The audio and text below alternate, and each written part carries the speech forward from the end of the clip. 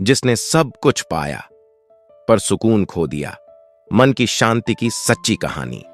क्या होगा अगर भगवान खुद आपके सामने आकर पूछ लें, तुम मंदिर क्यों आते हो? और आपको एहसास हो कि आप पूजा भी सौदेबाजी के लिए कर रहे थे। आज की कहानी है एक ऐसे इंसान की जिसने भगवान से दौलत मांगी, भगवान ने दे दी, लेकिन बदले में उससे उसकी मन की शांति छीन ली। एक छोटे से गांव में एक गरीब आदमी रहता था।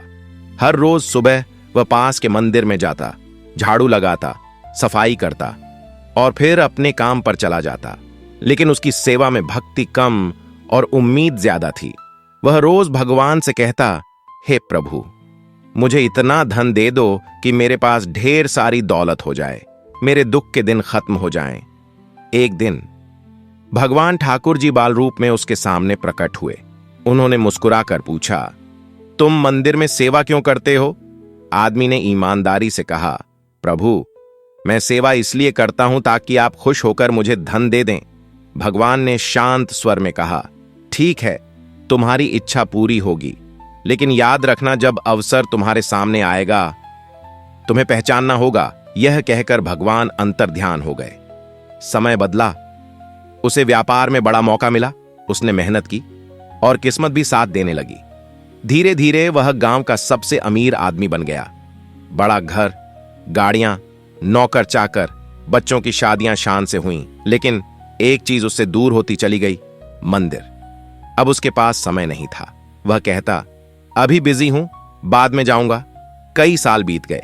एक दिन सुबह सुबह वह अचानक मंदिर पहुंचा, सफाई करने लगा जैसे पहले किया करता था। तभी भगवान फिर प्रकट हुए और बोले, क्यों, अब क्या मांगने आए हो? आदमी की आंखों में आंसू आ गए। वह बोला, प्रभु, आपने मुझे सब कुछ दिया, धन, सम्मान, परिवार, लेकिन मेरे दिल को चैन नहीं मिला। मैं रात को सो नहीं पाता, मन बेचैन रहता है। भगवान मुस्कुराए और बोले, तुमने मुझसे कभी शांति मांगी ही नहीं, तुमने सिर्फ धन मांगा और मैंने वही दिया। आदमी भगवान के चरणों में गिर पड़ा। वह बोला, प्रभु, अब मुझे कुछ नहीं चाहिए, न धन न दौलत, बस मेरे मन को शांति दे दीजिए। अब मैं सेवा किसी सौदे के लिए नहीं करूंगा, सिर्फ सच्ची भक्ति के लिए करूंगा। भगवान ने कहा, जब तुम मांगने के लिए नहीं बल्कि देने और सेवा करने के लिए आओगे तभी तुम्हें सच्ची शांति मिलेगी। उस दिन से वह व्यक्ति रोज मंदिर आता, लेकिन अब उसके हाथ में मांग की सूची नहीं, सिर्फ कृतज्ञता थी। और धीरे धीरे उसके चेहरे पर वो सुकून आ गया जो करोड़ों में भी नहीं मिलता। दोस्तों, दौलत से घर खरीदा जा सकता है लेकिन सुकून नहीं। बिस्तर खरीदा जा सकता है लेकिन नींद नहीं। हम अक्सर भगवान से चीजें मांगते रहते हैं, पर कभी यह नहीं सोचते कि हमें सच में चाहिए क्या। अगर दिल बेचैन है तो समझ लो कहीं ना कहीं हमने शांति को पीछे छोड़ दिया है। याद रखिए, धन जरूरी है लेकिन मन की शांति सबसे अनमोल है। और सच्ची शांति मांगने से नहीं, निस्वार्थ सेवा और कृतज्ञता से मिलती है।